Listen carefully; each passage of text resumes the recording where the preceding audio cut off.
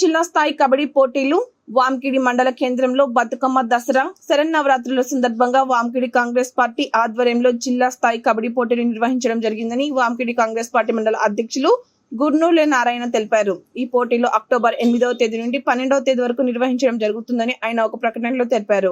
ఆసక్తి గల క్రీడాకారులు ఈ పోటీల్లో పాల్గొనాలని ఆయన సూచించారు. ఇటు కార్యక్రమంలో కాంగ్రెస్ పార్టీ సీనియర్ నాయకులు బొట్పల్లి జయరాం, చున్కర్ శివాజీ, జాడి సునీల్ కుమార్, ఆత్రం భీమారావు, తెలివార్ ప్రకాష్ తదితరులు పాల్గొన్నారు.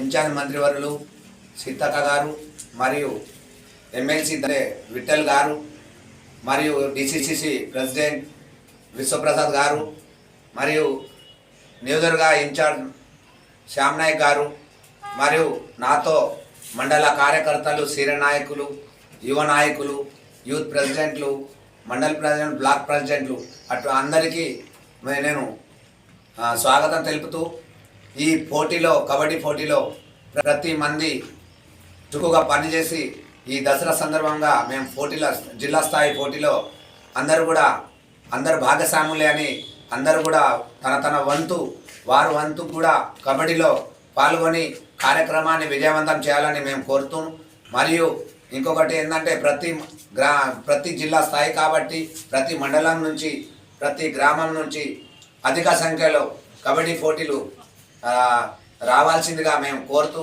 నాకు ఇచ్చిన అవకాశం. జై కాంగ్రెస్.